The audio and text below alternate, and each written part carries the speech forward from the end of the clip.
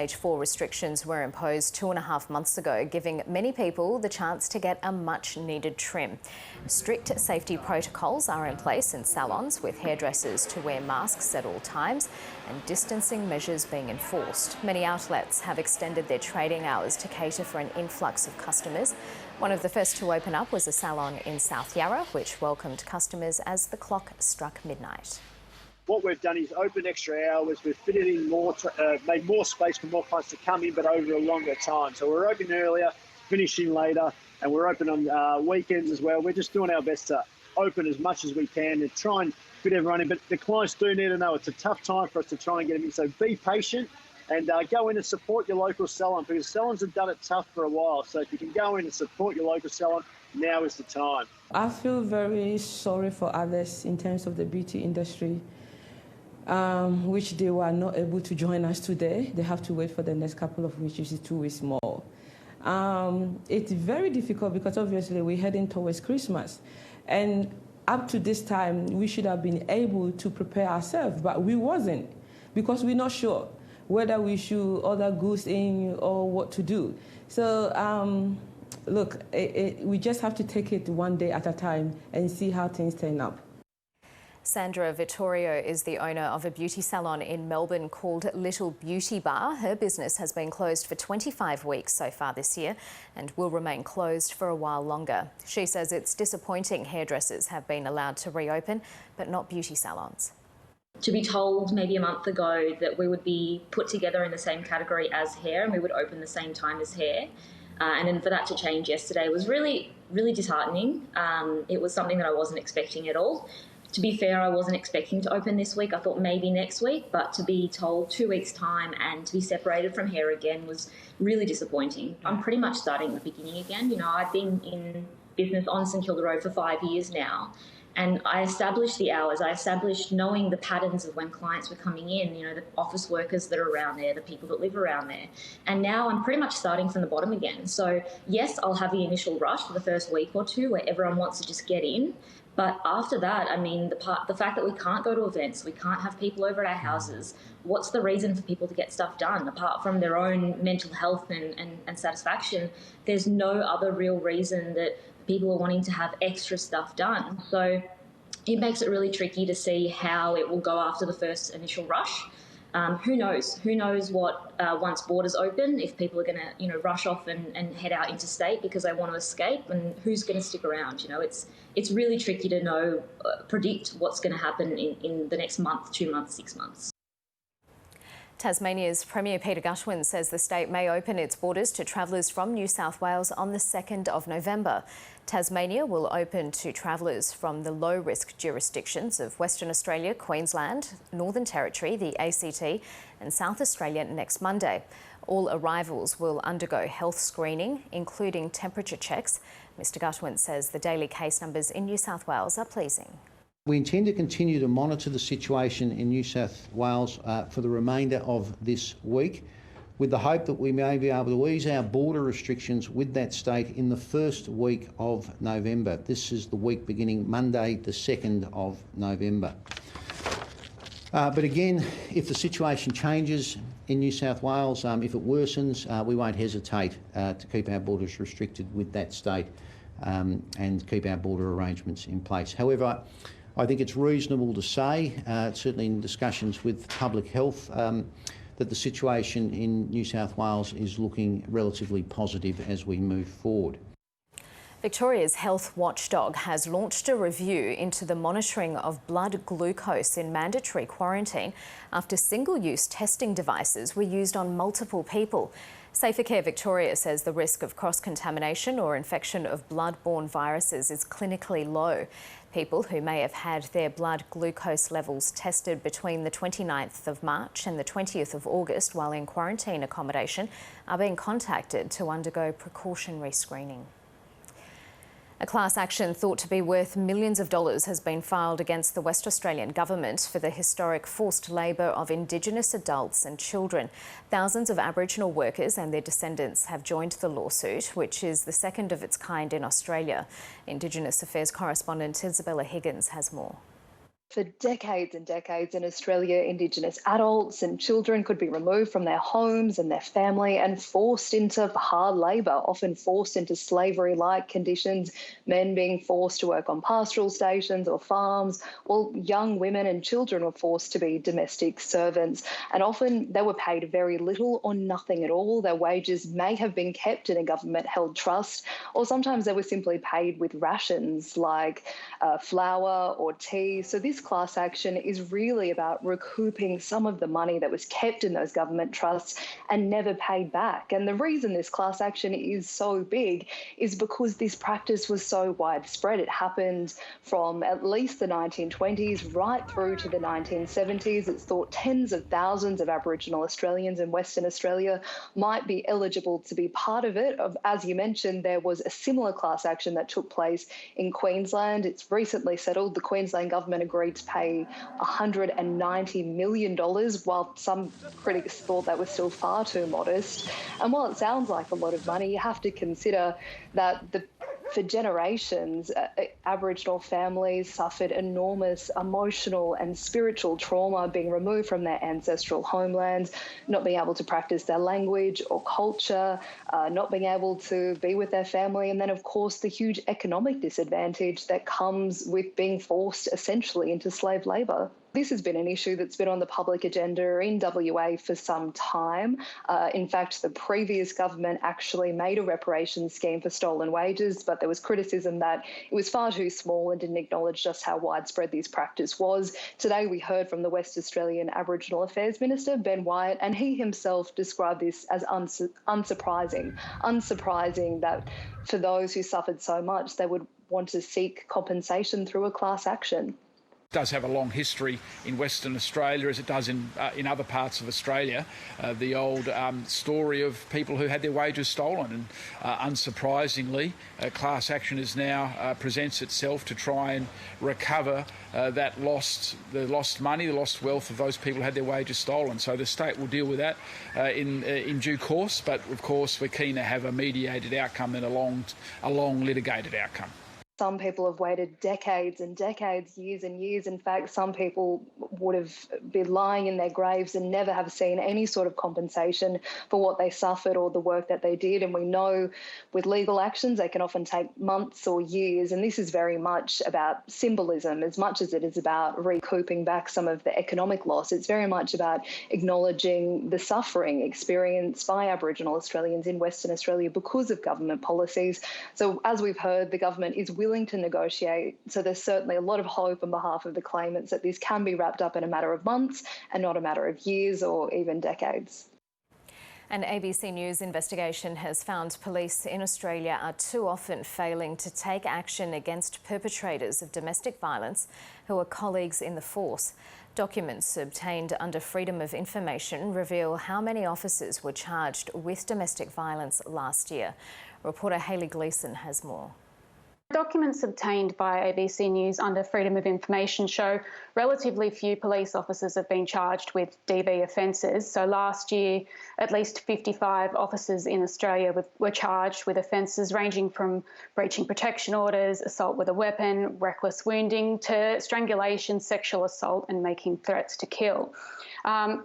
With evidence suggesting police are as likely to perpetrate domestic violence as the general population, experts are saying these figures are likely to be just the tip of the iceberg and really highlight not just how difficult it can be for victims of this kind of violence to report it, but to get police to take action against their own. So, for example, in New South Wales last year, there were roughly 37 domestic violence offenders per 10,000 people in the general community, yet of more than 17,000 officers employed by New South Wales Police, last year just 11 were charged. So, look, senior police have consistently claimed they hold serving officers to the highest standards and even more accountable for committing domestic violence, and this is arguably very important, including because responding to domestic violence is such a significant part of police time. But ABC News has also obtained documents showing that behind closed doors, police admit they're grappling with what is a very serious problem, that when it comes to domestic violence, they're policing perpetrators in police ranks very differently to how they police offenders in the broader community. So One striking example of this is revealed in an internal analysis done by Victoria Police. So documents we also obtained found that Victoria Police analysed almost 300 family violence incidents in 2017 involving VicPol employees, and it found criminal matters involving alleged offenders who are police were significantly less likely to result in action being taken. And if this story has raised any issues for you, you can get help by calling the National Sexual Assault and Family Violence Counselling Helpline 1800-RESPECT, which is 1800 737 732. A man killed in a drive-by shooting in Sydney's southwest is the younger brother of a notorious gang leader. Police are yet to recover a weapon, nor find the two gunmen responsible for the murder. Mark Reddy has more from Condell Park. Majid Hamzi was killed in what police say was a brazen and targeted attack here at Condell Park this morning. Police say two men were waiting outside his home on Simmet Avenue before firing several shots as he left the front yard. Mr Hamzi suffered multiple gunshot wounds before stumbling around 200 metres and collapsing on the road. By the time paramedics arrived at the scene, he was already dead. Information that we do have is that two males were seen running from the location and got into an undescribed vehicle. Family members and friends of the alleged victim turned up at the scene in tears as riot police swarmed the area and detectives began door-knocking residents. Such a good man, that's all I know. He's a beautiful family man. A burnt-out car was found at nearby Yaguna and police believe it may be one of the getaway cars used by the two gunmen. Majid Hamzi is the youngest brother of Bassam Hamzi, a notorious Brothers for Life gang leader and convicted murderer now serving time behind bars at Goulburn Supermax. A manhunt is now underway for two men seen leaving in a car a short time after the attack. Anyone with information is being urged to contact Crime Stoppers. Melbourne Cup winning trainer Darren Weir has been committed to stand trial on multiple charges of animal abuse and conspiracy to defraud racing stewards. Weir is charged with engaging in torturing, abusing, overworking and terrifying 3 racehorses during the 2018 Spring Carnival and conspiring to cheat and defraud Racing Victoria stewards. His former assistant trainer, Jared McLean, and stable hand Tyson Kermond also face multiple animal abuse and conspiracy charges. They will return to court for a directions hearing next month. One of Australia's most famous beaches is under threat. Severe erosion has been gouging tons of sand from the beachfront in the popular tourist town of Byron Bay in New South Wales, and locals are demanding action. Reporter Bruce McKenzie is there. This is usually one of Australia's most pristine and famous beaches. But in recent weeks, Mother Nature has given Byron Bay a radical facelift and the results are not pretty. In fact, the situation has become significantly worse in recent days. Hundreds of metres of the town's main beach have now been eroded away. The surf zone is littered with debris. Trees that have stood on the shoreline for decades have now collapsed. And people are wondering, where will this all end? We got a bit of an insight that perhaps this problem was on the way last year when a section of the beach known as Clark's was subject to severe erosion. That threatened some infrastructure in a local caravan park, so state authorities acted to install temporary sandbags as an emergency measure. They're actually overdue to be removed, but perhaps not surprisingly, they remain in place. In recent weeks, the problem has returned, initially gouging out an area just adjacent to those sandbags, and now, as I say, this whole area between Clark's Beach and the town centre. It's almost impossible to overestimate how important this stretch of beach is to a town that relies so much on tourism. It's also significantly dangerous. As I say, the surf zone is just littered with debris.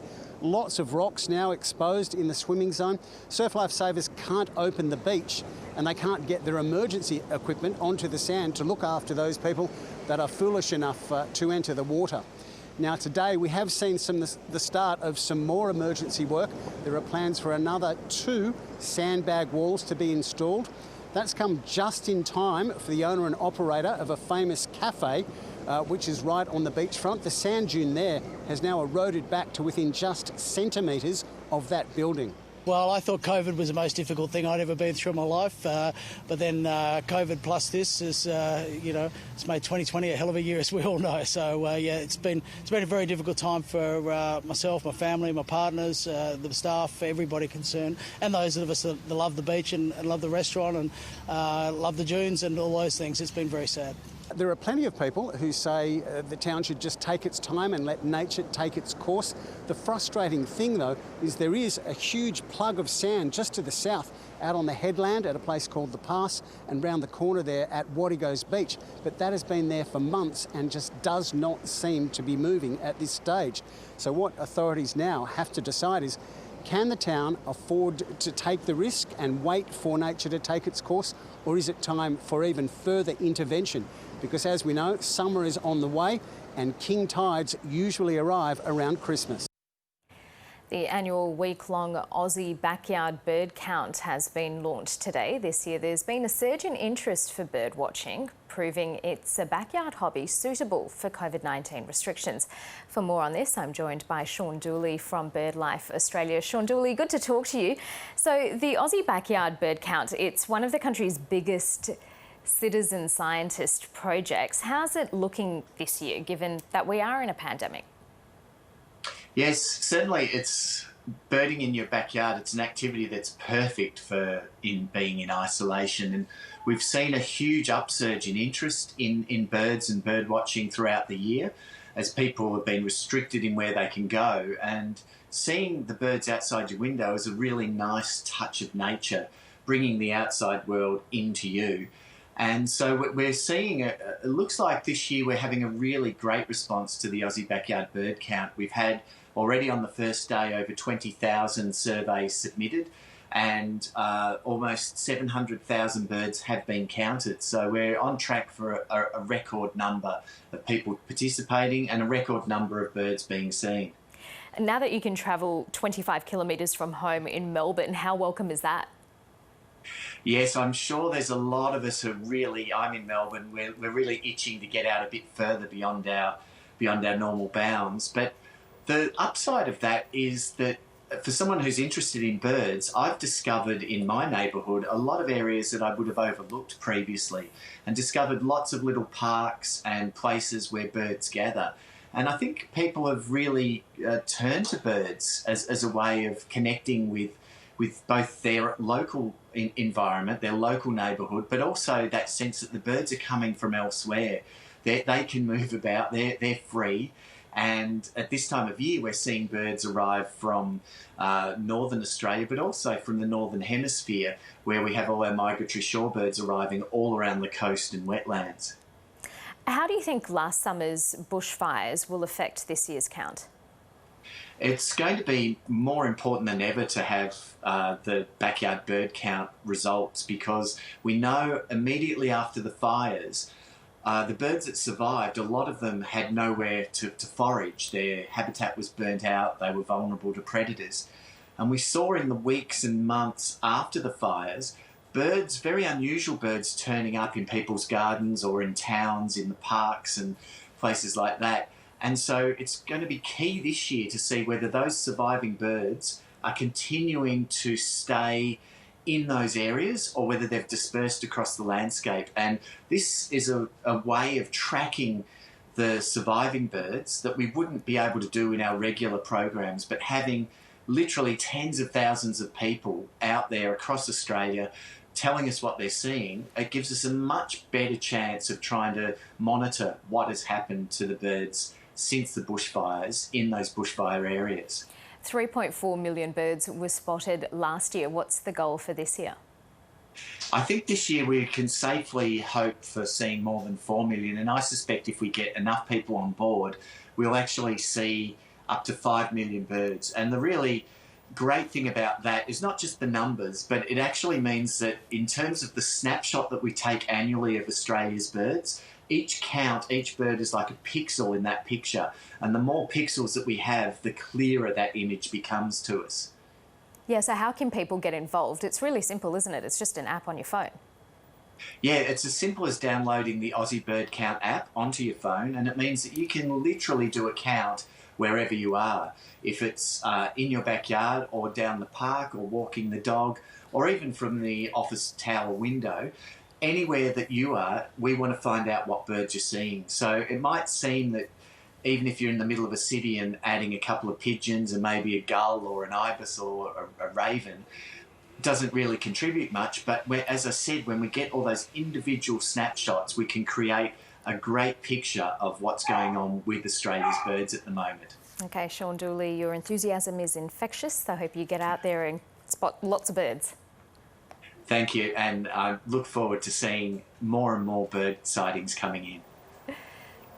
The AFL Grand Final will have a crowd cap of 30,000 for the matchup of heavyweights Richmond and Geelong on Saturday night at the Gabba, despite the league lobbying for an increase in capacity. Neil Cross reports from Brisbane. For AFL Chief Executive Gil McLachlan, today's appearance at South Bank was all about Queensland. But despite spending more than $60 million to ensure that the season was completed here in Brisbane on Saturday night, he wasn't able to convince health authorities nor the government to increase the capacity at the Gabba.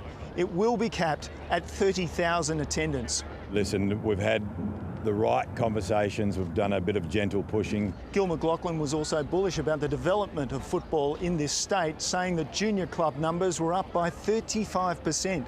I'm not saying we're the #1 sport now in Queensland, but it's certainly nice to be in the conversation. So thank you to all Queensland for doing what you've done, for tuning into making it such a success. He also suggested that the Lions Brownlow medal winner Lachie Neale was an ideal role model to attract young players to the game in Queensland.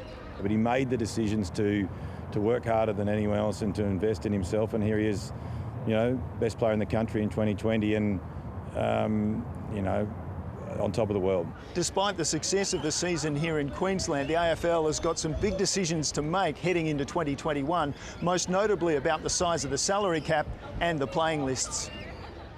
Time for the weather now with Graham Creed.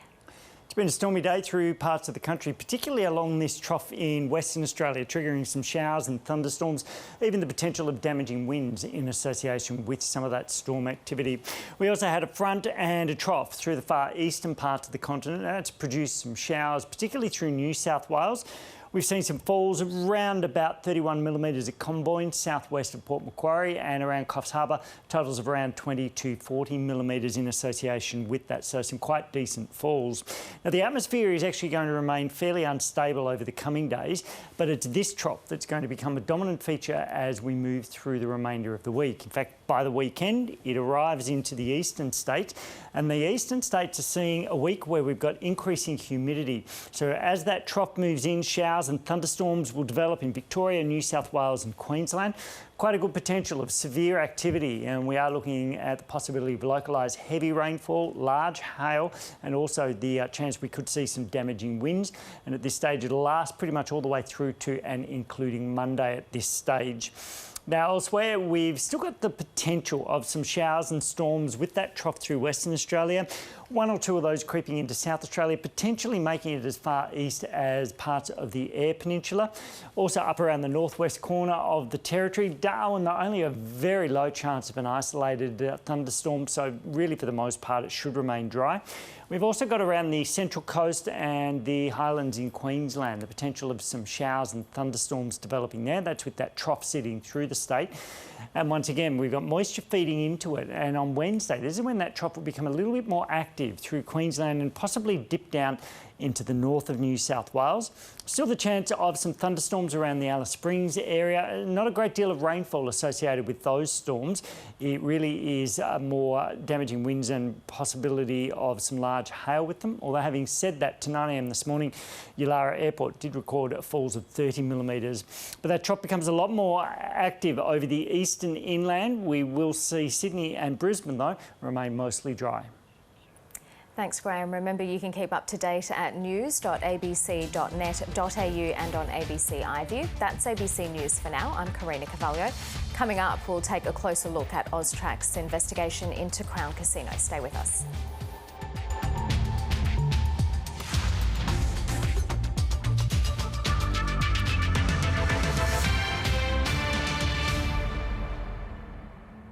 sifting through the ashes. No single jurisdiction can cope anymore with the sort of fires we're getting. What's in store this summer? Emergency services are pretty worried about what's coming down the line at us. You're talking about atomic bomb type energy, smoke plumes going to the stratosphere, melting cars. These are not exaggerations. We need to drive down emissions.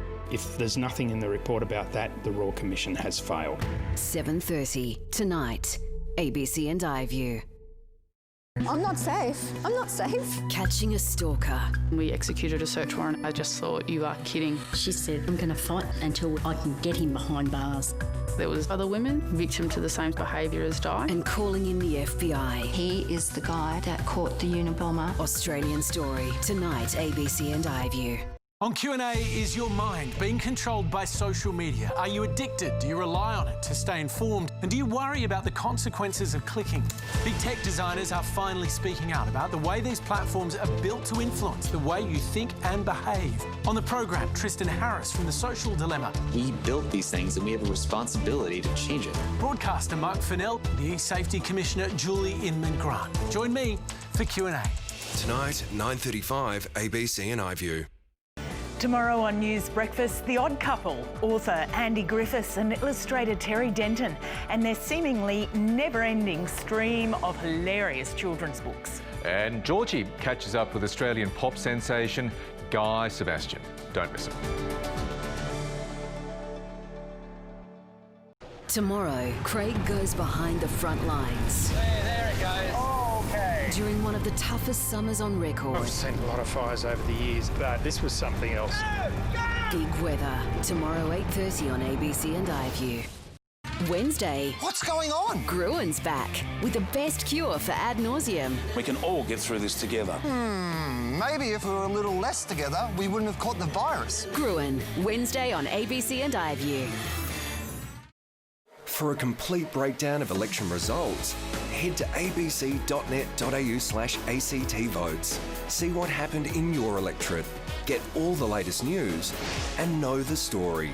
Find the most extensive post-election guide at abc.net.au/ACT votes. Tuesday nights in November. Sport brings us together, allows us to have a conversation. Very good catch-up. 4 fascinating journeys. I want to inspire people. I want to go fast. I love him so much. I just come here just to see him. I've never really represented the country like this before. It's the first time I've really been out in the streets in India. Love it. What an amazing moment that was in my life. The Trailblazers, Tuesday nights in November on ABC and iView. Confusion mounts over a travel deal between Australia and New Zealand. Once somebody comes into New South Wales and they're exempt by New South Wales Health from quarantine requirements, they are then free to move around.